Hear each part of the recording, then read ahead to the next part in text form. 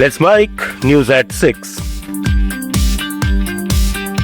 वित्त मंत्री निर्मला सीतारमण ने कहा है कि तेजी से डिजिटल हो रहे बैंकिंग सिस्टम को अब पारंपरिक सुरक्षा से आगे बढ़कर नई तकनीकी चुनौतियों के लिए तैयार होना होगा। दिल्ली में बैंकों के प्रमुखों के साथ बैठक के बाद उन्होंने कहा कि सरकार ने सभी बैंकों को मिलकर काम करने के निर्देश दिए हैं और इस संयुक्त प्रयास की अगुवाई स्टेट बैंक ऑफ इंडिया करेगा। उन्होंने कहा कि मिथोस जैसे नए एआई मॉडल को लेकर अभी पूरी जानकारी नहीं है, लेकिन इसे गंभीर खतरे के तौर पर देखा जा रहा है। इलेक्ट्रॉनिक्स और आईटी मंत्रालय भी इस मुद्दे पर वैश्विक स्तर पर टेक कंपनियों और एजेंसियों के साथ संपर्क में है। वित्त मंत्री ने साफ किया कि जहां एआई से खतरे बढ़ रहे हैं, वहीं उसी तकनीक का इस्तेमाल इन खतरों से निपटने के लिए भी किया जाएगा। आने वाले समय में बैंकों के बीच लगातार बैठकें कर रणनीति तैयार की जाएगी। भारतीय शेयर बाजार में शुक्रवार को लगातार दूसरे दिन तेज गिरावट दर्ज की गई। बीएसई सेंसेक्स 982 अंक टूटकर 76,681 पर बंद हुआ। निफ्टी 275 अंक गिरकर 23,897 के स्तर पर बंद हुआ।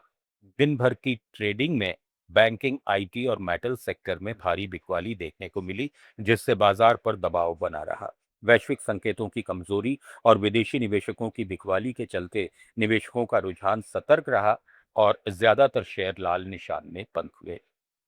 पश्चिम एशिया में बढ़ते तनाव के बीच सोने और चांदी की कीमतों में तेज गिरावट दर्ज की गई। घरेलू वायदा बाजार एमसीएक्स पर तोला करीब 600 रुपए टूटकर लगभग 1,51,000 रुपए प्रति 10 ग्राम पर आ गया। चांदी भी 982 रुपए की गिरावट के साथ 2,40,000 रुपए प्रति किलोग्राम के आसपास कारोबार कर रही है। सराफा बाजार में 24 कैरेट सोने का भाव करीब 1.5 लाख रुपए प्रति 10 ग्राम और चांदी 2,40,000 रुपए प्रति किलो के स्तर पर पहुंच गई है। जानकारों के मुताबिक अमेरिकी डॉलर, ऊंची ब्याज दरों की आशंका और अमेरिका ईरान के बीच जारी तनाव ने निवेशकों की धारणा को प्रभावित किया है। अरुणाचल प्रदेश में पूर्वोत्तर परिषद के तहत वित्त वर्ष 2025-26 में विकास परियोजनाओं पर 1,000 करोड़ रुपए से अधिक का फंड खर्च किया गया है। ईटानगर में जारी रिपोर्ट के मुताबिक ये राशि सड़क कनेक्टिविटी, पर्यटन, कृषि और रोजगार से जुड़ी योजनाओं में लगाई गई, जिसमें करीब 420 crore infrastructure sector, 260 crore transport और रोड नेटवर्क, करीब 180 करोड़ कृषि और ग्रामीण विकास और बाकी राशि स्वास्थ्य, शिक्षा और कौशल विकास परियोजनाओं पर खर्च की गई। अधिकारियों के अनुसार ये फंड अलग अलग जिलों में चरणबद्ध तरीके से जारी किया गया, जिससे क्षेत्रीय विकास कार्यक्रमों को वित्तीय समर्थन मिला और परिषद की सालाना विकास योजना के तहत खर्च की गति बनी रही। आंध्र प्रदेश को निवेश का बड़ा केंद्र बनाने की कोशिशें तेज हो गई हैं। सिंगापुर दौरे के दौरान राज्य के मंत्रियों ने वहां की कंपनियों और उद्योग संगठनों के साथ बैठक कर निवेश के अवसरों पर मंथन किया और कहा कि बुनियादी ढांचा, औद्योगिक कॉरिडोर और नीति सुधारों के जरिए राज्य में कई सेक्टर निवेश के लिए तैयार हैं। वहीं मुख्यमंत्री एन चंद्रबाबू नायडू ने विशाखापत्तनम में कहा कि आंध्र प्रदेश तेजी से एक ग्लोबल इन्वेस्टमेंट हब के रूप में बदल रहा है, जहां बड़े पैमाने पर उद्योग, टेक्नोलॉजी और इंफ्रास्ट्रक्चर परियोजनाएं आ रही हैं। सरकार का दावा है कि लगातार समझौते, नई नीतियां और वैश्विक साझेदारी राज्य को निवेश के प्रमुख गंतव्य के रूप में स्थापित कर रही हैं।